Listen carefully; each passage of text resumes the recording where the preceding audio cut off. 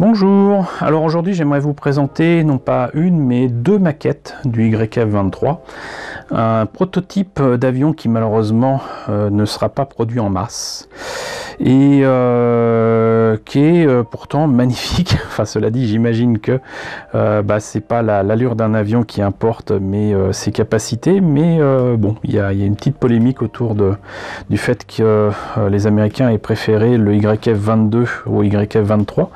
Mais qu'importe, il nous reste donc les maquettes. Et là, j'ai donc le Northrop MDD YF-23 ou 1,72 de Tamiya, qui date du début des années 90 déjà. Hein, un kit qui a presque 30 ans.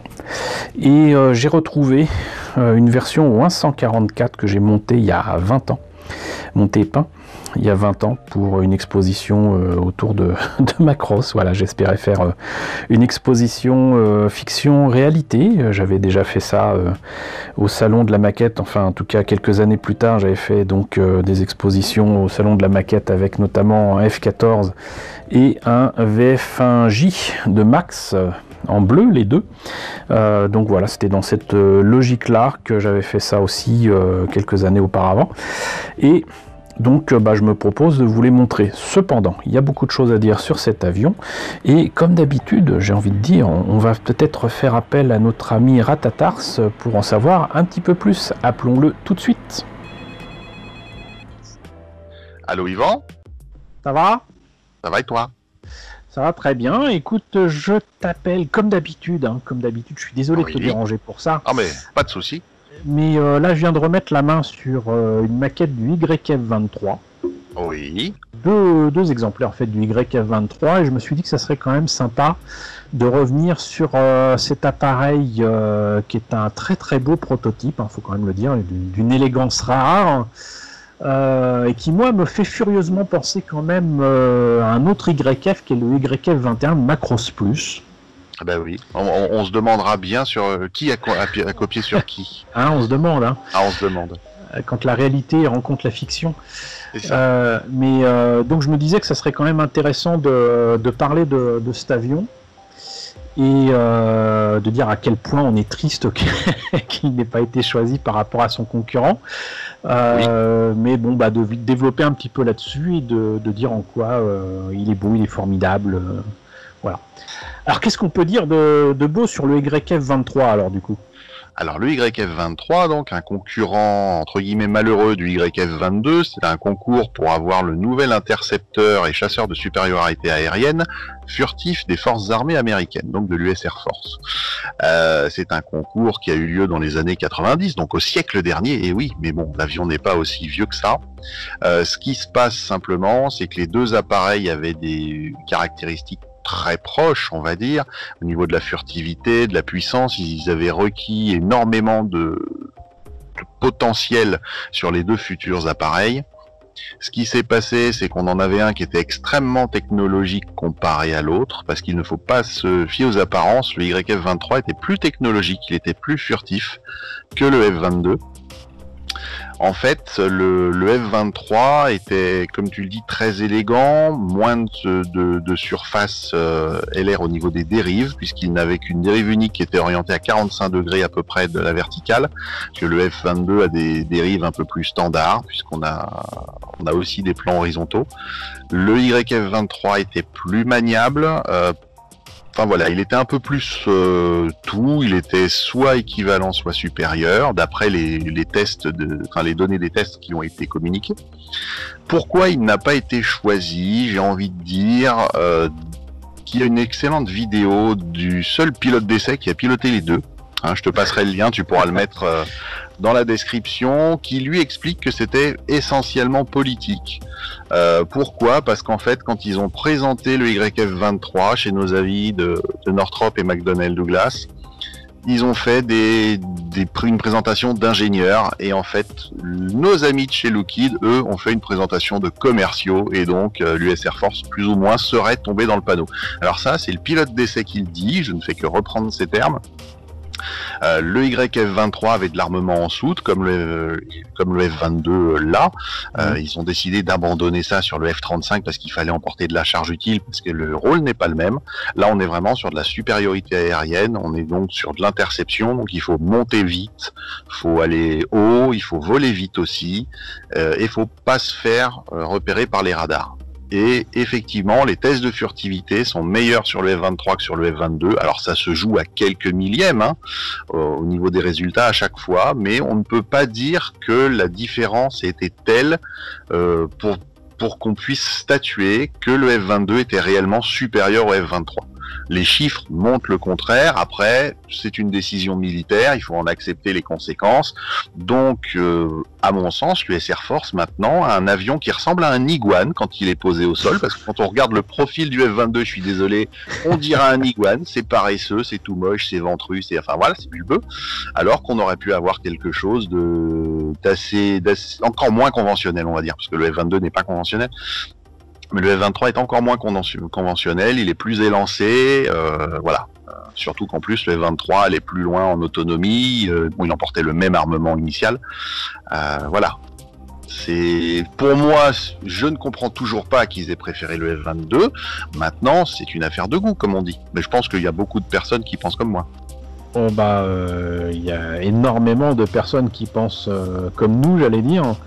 Mais moi, ce qui m'étonne, par contre, c'est quand même la relative petitesse de l'avion par rapport à ce que les Américains faisaient jusqu'à présent, quand on voit la taille d'un F-14 ou d'un F-15, quoi. J'ai l'impression que ces deux avions, que ce soit le YF-22 ou le YF-23, ils sont quand même nettement plus petits, non ? Ben non, en fait, ton impression est faussée par les proportions de l'avion. En fait, ils sont très longs. Ils font la même taille, en fait, grosso modo, même pas qu'un F-15. Le F-15 est légèrement moins long. Ce sont des avions qui sont très longs, très plats. Donc c'est ça aussi qui fait que ça fausse complètement on a l'habitude d'avoir des proportions différentes sur un avion. Le F-23 en plus, avec son aile en double triangle comme ça, placé au milieu en médian, c'est quelque chose qui n'avait pas été vraiment beaucoup vu avant, on peut pas dire le contraire, surtout sans plan horizontal à l'arrière pour les gouvernes, et c'est vrai que l'appareil a l'air d'être ramassé, en fait il a une très grande surface ailaire, tout simplement. Il faut savoir qu'on est à peu près sur la taille, je dirais, d'un F-101 Voodoo, et un F-101 Voodoo c'est plus gros qu'un F-15. Voilà, c'est un intercepteur en fait qui était avant le F-15, que le F-15 a remplacé, qui a déjà été remplacé par le F-4 notamment. Là, on est sur une stature qui est quand même très grande, mais par contre, c'est très plat, c'est très fin, c'est plus affiné. Au niveau du poids, c'est inférieur, certes, mais par contre, pas à pleine charge et avec les charges externes comme ils ont pu le faire ensuite sur le F-22, mais il faut savoir que c'est quand même un appareil qui est très long. Et puis il y a quand même les tuyères qui ajoutent à ce profil assez particulier et très futuriste quand même aussi. Le fait que les tuyères soient encastrées entre guillemets pour en réduire les émissions au maximum, puisque les émissions de chaleur sont détectables, avec tout un système de surventilation qui permet de réduire la température des gaz brûlés, effectivement, fait que l'appareil, déjà ça rallonge la cellule puisqu'il a fallu agrandir en fait la sortie pour pouvoir diminuer ce flux et donc le mélanger au maximum avec le flux d'air créé notamment par la forme du fuselage. On remarquera la forme du fuselage et des nacelles moteurs sur le dessus notamment est très atypique, et tout ça crée un micro courant d'air à l'intérieur qui ne provoque pas beaucoup de traînée. La traînée c'est ce qui empêche l'avion d'aller vite, mais par contre qui génère un flux qui se dirige au milieu des nacelles de manière à permettre à réduire une ventilation thermique, et ça réduit le signal thermique émis par l'avion. Ok. Et donc c'est un peu cette forme-là quand même qu'a repris Monsieur Kawamori pour Macross Plus quand même, très clairement. On va pas se mentir, je pense que ça a dû lui chatouiller la rétine et il s'est dit pourquoi pas. Voilà. Et ça, l'avion est, en tout cas moi, la maquette de Tamiya que j'ai date de 94. Si je me rappelle bien, c'est vers 95, je crois que Macross Plus on y a eu droit. Oui. Voilà, donc c'est tombé presque en même temps. Mais alors du coup, je sais pas à quel moment l'avion comment dirais-je, officiellement atteint les rétines de Monsieur Kawamori. C'était quoi, un programme des années 80 Alors c'était fin 80 et les premiers vols ont eu lieu aux années 90. En 1990 pour le 23 et quelques mois plus tôt de mémoire pour le F-22. Sachant que il y avait quand même des images de concept qui avaient fuité un peu avant. Oui, enfin les fameux concepts d'avions, comment dirais-je, les Steel Fighter qu'on a eu à droite à gauche, peut-être, non? Oui.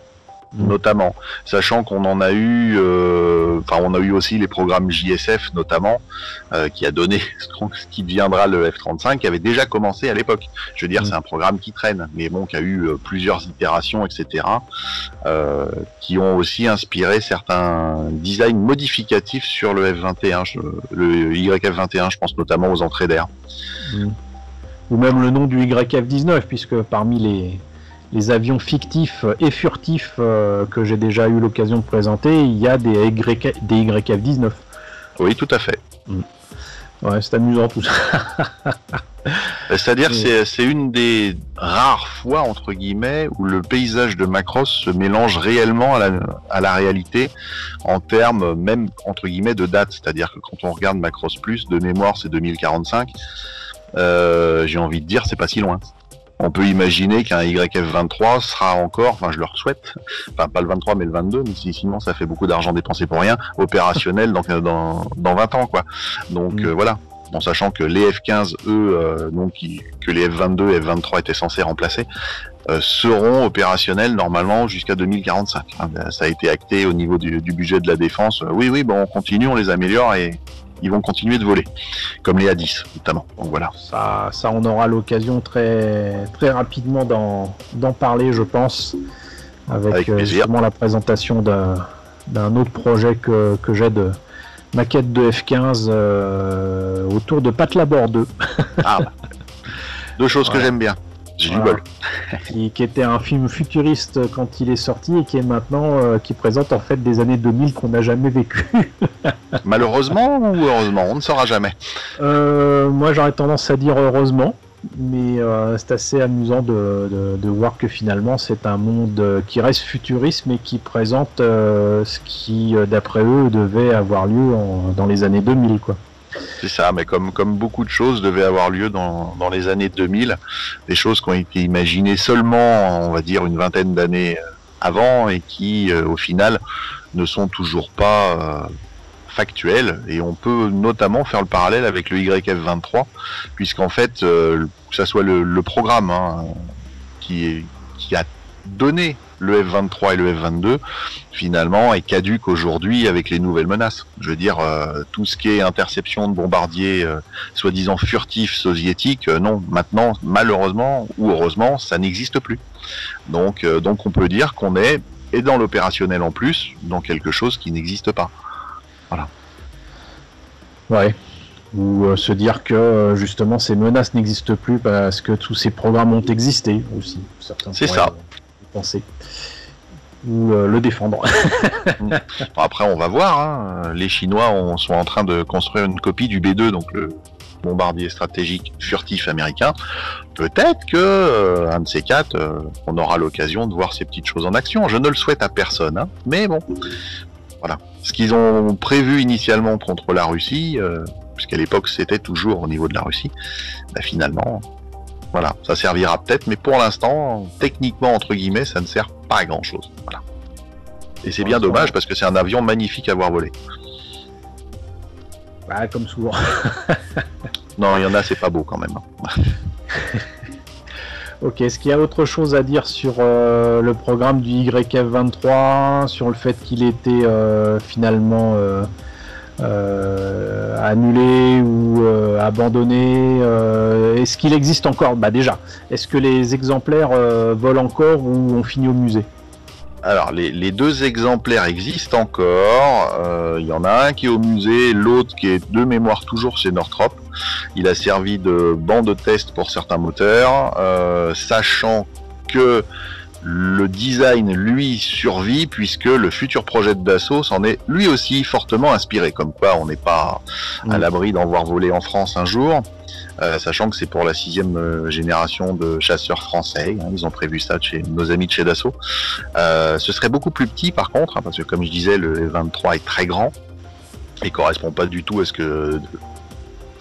aux besoins finalement d'une armée de l'air plus classique comme l'armée de l'air française.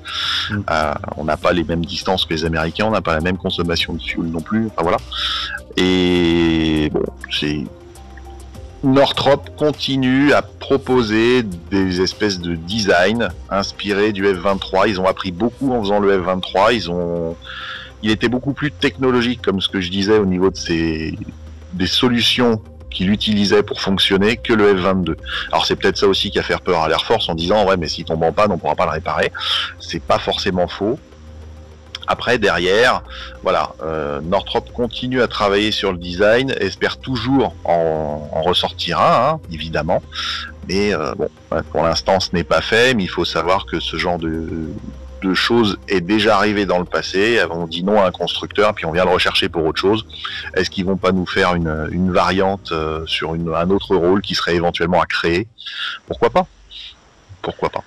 Oui, puis après tout, il y a énormément d'avions prototypes qui avaient servi aussi à tester ce qui allait devenir plus tard la navette spatiale américaine, et qui pourtant ont emprunté les technologies en question qui avaient été testées, mais la forme finale n'a rien à voir, quoi. Donc oui, c'est tout à fait envisageable. On verra bien ce que ça donne. C'est ça, mais c'est dommage qu'on en ait eu que 2, effectivement. Bon, après, pour les maquettes, c'est plus simple parce qu'il n'y a que 2 versions. Donc, c'est plus pratique. Au moins, c'est plus pratique. Oui, oui. Ok, eh ben, écoute, merci pour toutes ces précisions autour de ce bel avion qu'est le YF-23. Mais je t'en prie. Et puis, comme je l'ai dit tout à l'heure, du coup, je pense que je te recontacterai très très vite pour parler d'un avion un poil plus vieux quand même. Et qui m'intéresse de présenter pour un projet autour de Pat Laport 2, donc le F-15. Avec plaisir. À très bientôt. À bientôt. Ciao, ciao. Donc merci encore à Ratatars pour toutes ces explications et toutes ces précisions. Donc maintenant c'est parti, on va voir ce que donne cette maquette de Tamiya au 1.72. Alors déjà, a priori, donc, comme je vous le disais, ce kit date du début des années 90, je sais plus, voilà.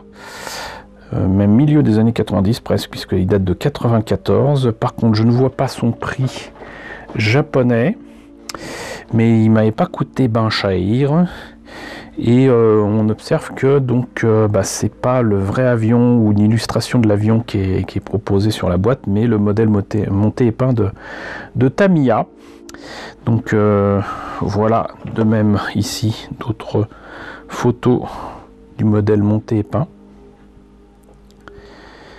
Et ce que je vous propose, c'est de voir à l'intérieur ce que ça donne. Alors, notice en noir et blanc, avec présentation de l'avion. Il parle même du YF 119 et du YF 120. Les outils à utiliser. Oups, désolé pour les oreilles sensibles. On commence par le cockpit, ce qui est souvent le cas avec les avions. Ensuite, les entrées d'air, les réacteurs, l'empennage arrière ou les dérives, je ne sais plus comment on les appelle. Les 2 morceaux du dessus et du dessous de la carlingue. Plus difficile visiblement, ça sera les pièces pour les trains d'atterrissage et la soute à bombe hein, ou à missile. Ensuite, on termine avec la verrière qu'on laissera ouverte ou fermée. Je note cependant qu'il n'y a pas de pilote. Voilà. La livrée du YF-23, a priori telle qu'elle était proposée en 1990. Là, donc pour le second avion, qui est dans une livrée différente visiblement. Et là, c'était les pièces en présence. Voilà, donc visiblement ça m'a l'air d'être un kit assez simple, effectivement. Et je ne vais pas le sortir de son sachet. Parce qu'on voit que donc il y a une planche de décalco, il y a toutes les pièces que je vous ai montrées tout à l'heure sur la notice, mais surtout j'ai peur de l'abîmer. Voilà, donc on voit que de toute façon il n'y a pas énormément de détails à la base, mais les détails sont là. Homo discothecus vient de passer sous mes fenêtres. Donc voilà, vous voyez que quand même c'est une bien belle maquette. Et on va pouvoir passer à la présentation de la version OIN 144 que j'ai montée et peint il y a quelques années. Alors voilà ce petit modèle OIN 144 du YF23. Il s'agirait en fait d'un kit Revell. Il y a 20-25 ans, on trouvait beaucoup plus facilement des kits OIN 144 d'avion, et notamment celui-ci. Je suis assez content de ce que j'ai fait au niveau peinture, même si ça ne correspond pas exactement à ce qu'on voit sur les photos concernant les prototypes.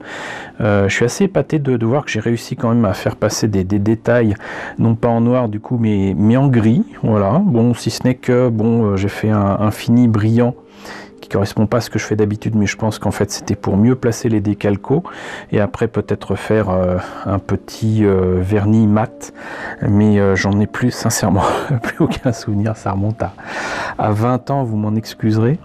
La seule chose que je n'ai pas fait pour vous présenter ce modèle, c'est remettre en place les baies de train, les trains d'atterrissage, etc. Je les ai, hein, mais bon, je voyais pas l'intérêt de le faire et de risquer de les recasser pour pouvoir les recoller plus tard. Donc je vais tout simplement retravailler ce kit tranquillement et le refaire. Mais franchement, moi je pense que je m'en suis pas trop mal tiré pour ce kit OIN 144.